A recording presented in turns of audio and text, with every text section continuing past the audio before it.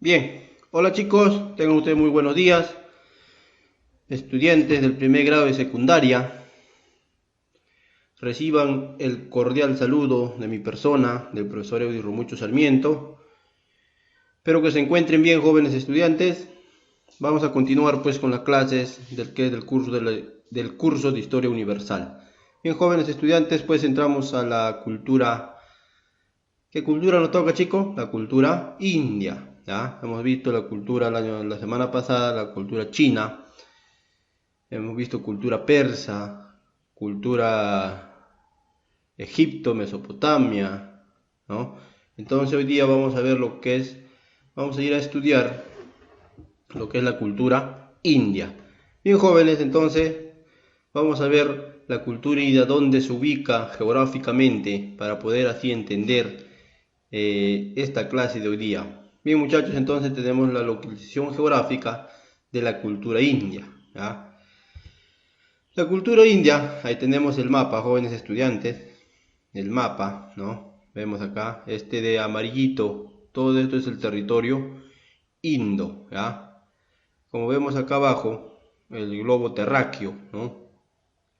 Esa parte rojita, ¿no? Que tenemos América, Asia, África, mejor dicho, jóvenes, América, África, Asia, y está ubicada la India al sur del continente asiático, ¿ya? Entonces, jóvenes estudiantes, decimos que la India limita con el océano Índico, ¿ya? Ahí tenemos al océano Índico, ¿no? El Golfo de Bengala, ahí está, limita con el Golfo de Bengala. Bangladesh por el este, ¿ya? Por el este limita con el océano Índico, con el Golfo de Bengala y con Bangladesh. Y por el este, no, por el oeste, jóvenes estudiantes van a limitar pues con Pakistán y con el mar de Arabia, ¿ya? Con el mar Arábigo al oeste. Y por el norte, pues va a limitar con la cadena del Himalaya y Karakorum, ¿no? También con China, va a limitar con China, con Nepal y con Bután, ¿ya? Por el norte. Y por el sur, jóvenes estudiantes, limita con Sri Lanka, ¿ya? Sri Lanka, ¿no? Por el sur. Pues así, jóvenes, siendo el cabo, ¿no? Comorín, el punto más meridional, dice, ¿no?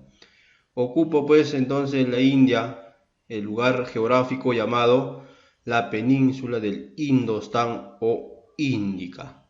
Bien, jóvenes estudiantes, ya conocido lo que es la localización geográfica, ¿no? Entonces la India es un país asiático, ¿ya? Porque está al sur de Asia, ¿no? Ahora, jóvenes, vamos a ver unos datos muy importantes de la cultura india, ¿ya? ¿Cuáles son estos datos que te va a ayudar a desarrollar las preguntas del texto, ¿ya? Que les voy a mandar al WhatsApp del grupo para que ustedes puedan desarrollar estas preguntas apoyándose con el video y con el texto. Bien, chicos, entonces tenemos las principales religiones de la India, ¿no? Tenemos al hinduismo, ¿ya? Hablar un poco, jóvenes, de la cultura india, ¿no? Hablar pues una serie de religiones principalmente, ¿no? De 4 religiones de la cultura india: el hinduismo, el budismo, el jainismo y el sijismo. Vamos a empezar con el hinduismo. ¿Qué es el hinduismo? El hinduismo, jóvenes estudiantes, dice que es una de las religiones más antiguas del mundo, ¿ah? Y una de las más complejas, pues tienen diferentes dioses, ¿ah? Diferentes creencias y diferentes sectas. Pueden haber, bueno, con distintos nombres las sectas, ¿ah? Pueden haber diferentes dioses y pueden haber diferentes creencias, pero todos abrazan el hinduismo, joven, una religión antigua, ¿no? Que pertenece pues a la India, ¿ya? Es una de las más grandes y principalmente se encuentran ubicados en la India y Nepal, aunque se han expandido a países alrededor del mundo. Ahora, muchachos, tenemos lo que es el budismo. ¿Qué es el budismo? El budismo es una religión mundial y una doctrina filosófica y espiritual, no teísta. ¿Qué quiere decir no teísta? Pues que no cree en un Dios, ¿ya? Perteneciente a la familia de Dharmika, ¿no? ¿Qué significa? Es decir, el budismo no cree en Dios y no tiene un Dios, ¿ya? No cree en Dios y no tiene un Dios. Comprende una variedad de tradiciones, creencias religiosas y prácticas espirituales, principalmente atribuibles a Buda Gautama, ¿no? En este caso, jóvenes estudiantes, el principal personaje del budismo y su creador pues es Buda Gautama, y ante él le rinden pues mucha pleitesía y mucha religiosidad, ¿ya? Pero no hay un Dios, ¿no? No hay un Dios en la cual ellos le puedan representar. Entonces ahora tenemos, jóvenes estudiantes, lo que es el jainismo. ¿En qué consiste el jainismo? Es una doctrina originada en la India que surge en el siglo VI a.C. por Mahavira, ¿ya? O sea, Mahavira funda el jainismo. Pregona una vía salvadora, filosófica, no centrada en el culto de ningún dios, ¿no? Tampoco rinde culto a ningún dios, el jainismo. Su práctica es la de realizar esfuerzos para encaminar al alma conciencia hacia un estado divino y de liberación. Aquel ser que vence a sus enemigos interiores y alcanza el estado superior pasa a ser denominado vencedor o conquistador, ¿ya? A eso se le llama yaina, ¿ya, muchachos? El estado más elevado se conoce como siddha. Entonces, en tanto, jóvenes, el budismo como el jainismo pues no tienen un dios a quien adorar, ¿no? El jainismo le da pues más preponderancia al sujeto, al ser humano, ¿no? Y el ser humano, muchachos, pues en realidad es quien destina, ¿no? O decide su propio destino, ¿no? Nosotros los seres humanos decidimos nuestro propio destino, ¿no? Pero sin esperar, jóvenes, de nada, ¿no? A cambio de un ser supremo, ¿no? Todo ser humano tiene pues alma conciencia, ¿no? Y nuestra alma conciencia, muchachos, pues nos dicta qué debemos hacer en nuestras vidas diarias, ¿no? Por eso dice acá, ¿no? Su práctica es la de realizar esfuerzos para encaminar al alma conciencia, ¿no? Pues el alma conciencia nos dice o nos dicta lo que nosotros debemos hacer en nuestra vida diaria, ¿no? Vencer a nuestros enemigos, ¿no? El yo interior de nosotros, ¿no? Para así poder alcanzar al estado superior. Bien, chicos, entonces tenemos lo que es el jainismo, o el sijismo, perdón, el sijismo. ¿En qué consiste el sijismo? Es un sistema filosófico religioso basado pues en las enseñanzas del gurú Nanak y los 10 gurús sikhs. Esta religión, muchachos, nació en el estado indo del Punjab hace aproximadamente 500 años, siendo hoy en día pues la religión más joven del mundo. ¿Cuál es la religión más joven del mundo, muchachos? A ver, díganme ustedes. Profe, está fácil, ¿cuál? El sijismo, ¿no? Tiene 500 años de existencia. Pregunta de examen, jovencito. ¿Cuál es la religión más joven del mundo? Pues es el sijismo. Muy bien, prestar mucha atención acá. Entonces ahora, jóvenes estudiantes, vamos a ver lo que es el budismo, ¿ya? ¿En qué consiste el budismo? ¿No? Se trata de una tradición religiosa que se enfoca en el desarrollo espiritual y personal y en alcanzar pues el estado de nirvana, según las enseñanzas del Buda, ¿no? Que se basó pues en su propia experiencia para llegar a la iluminación espiritual. No hay ser supremo o Dios, ¿no? Ahora, jóvenes, los postulados del budismo, ¿ya? Son 4 postulados, muchachos, que van a conllevar a conseguir la felicidad de los seres humanos. Entonces, ¿cuáles son estos postulados? Como primer postulado tenemos la noble verdad del sufrimiento, ¿no? O llamado dukkha, ¿ah? La noble verdad del sufrimiento o llamado dukkha. ¿En qué consiste, jóvenes, esto? ¿Cómo se originó el sufrimiento, muchachos? A ver, por ejemplo, el que quiere y el que ama, ¿no? De repente, así, ¿no? Así, de repente, al día siguiente, la persona, ¿no? Que le dice, ¿no? ¿Sabe qué? No te quiero, ¿no? Terminamos esta relación, chao, ¿no? Me voy. Y se va a otro lado, ¿no? Y te deja a ti, pues, en pie, ¿no? En pie del sufrimiento, ¿ya? La noble verdad del sufrimiento, muchachos, o llamado dukkha, ¿no? Esa es la noble verdad del sufrimiento, ¿no? Entonces, todos ellos son causas del sufrimiento humano. ¿Cuáles son las causas del sufrimiento humano? Pues son estas, ¿no?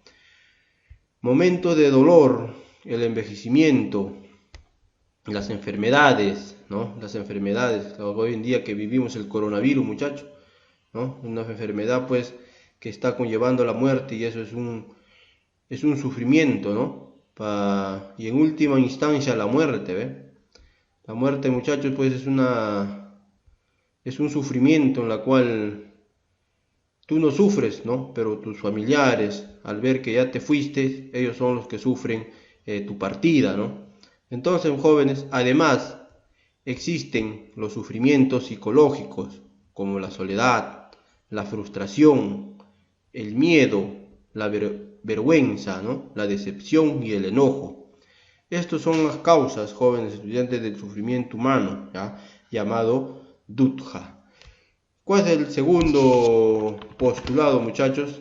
El segundo postulado, pues, es la noble verdad del origen del sufrimiento, o también llamado samudaya, ¿no? ¿En qué consiste? Buda señala que el ser humano sufre porque tiene deseos y antojos, ¿no? Pero aunque lo logremos satisfacer, ¿no? La satisfacción es solo pasajera. El placer no es duradero y aunque lo fuera, se vuelve monótono, ¿no? ¿Por qué razones, jóvenes chicos? Si yo tengo hambre, es un sufrimiento, ¿no? Y me como 3 platos, ¿no? 3 platos de comida, a ver. Mi plato favorito, el ceviche, su canchita, ¿no? Su leche de tigre, ¿no? Con su gaseosita, ¿no? Pues eso, el placer que yo sienta en ese momento, jóvenes estudiantes, no va a ser para toda la vida. Es momentáneo. El placer, ¿no? Solo hasta que yo satisface mi necesidad, ¿no? Mi necesidad del hambre, ¿no? Eso es el placer. Pero luego, terminando la necesidad del hombre, terminado, ¿no? La necesidad del hambre, muchachos, pues la satisfacción nuevamente, ¿no? Nuevamente me da hambre y comienza nuevamente el dolor o el sufrimiento, ¿ya? ¿Qué quiere decir? Que el placer, pues, muchachos, es momentáneo, solamente es un ratito, ¿no? Eso quiere decir la noble verdad del origen del sufrimiento, ¿no? Por eso dice el hombre o el ser humano sufre porque tiene deseos y antojos, ¿ya? Por aquí también dice, ¿no? El placer no es duradero. Claro que no es duradero, no dura para siempre el placer, muchachos. Y aunque lo fuera, se vuelve monótono. Si se vuelve monótono, es que pues me voy a aburrir de eso, ¿no? La tercera es la noble verdad de la cesación del sufrimiento. ¿Qué significa cesación? Pues terminar el sufrimiento. El sufrimiento, jóvenes, puede cesar y la felicidad puede ser alcanzada, ¿no? El sufrimiento puede terminar, dice, y la felicidad puede ser alcanzada. Ser totalmente feliz sería posible. ¿Ah? Puede ser, ¿no? Pero para que sea posible, muchachos, debemos abandonar todo deseo y antojo. Abandonar el deseo, abandonar los antojos, no, está loco. No se puede, profesor, no se puede. Entonces, yo no voy a alcanzar, ¿no? No voy a poder poner fin al sufrimiento, ¿no? Yo he nacido para sufrir y sufriré pues hasta la muerte. En verdad, jóvenes estudiantes, así, ¿no? Pero para que sea posible, debemos abandonar todo deseo y antojo, ¿no? Debemos aprender a vivir al ritmo de cada día, ¿no? En verdad, jóvenes estudiantes, no podríamos dejar de sufrir, tampoco podríamos ser eternamente felices. La ley humana, pues está escrita, ¿no? Vamos a ser felices por un tramo de tiempo, ¿no? Tiempo, por otro tramo. Por otro tramo, vamos a sufrir, ¿no? Sufrimiento, felicidad, sufrimiento. De esa manera va a ser la vida diaria, ¿no? Eso es la noble verdad de la cesación del sufrimiento, o también llamada Nirodha. Ahora tenemos, jóvenes, por último, el último postulado, la cuarta postulado, es pues la noble verdad del sendero que conduce a la cesación del sufrimiento, ¿no? O sea, el camino que va a conducir a ponerle fin al sufrimiento, ¿no? Vamos a llamarle a este Maga, ¿ya?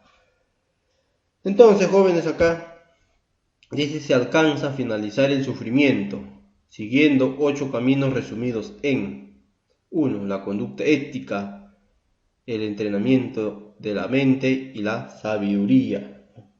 O sea, dejar de sufrir es con una conducta ética, ¿no? Nuestro comportamiento humano, muchachos, debe ser perfectible, ¿no? Perfectible, porque perfecto no podemos ser, ¿no?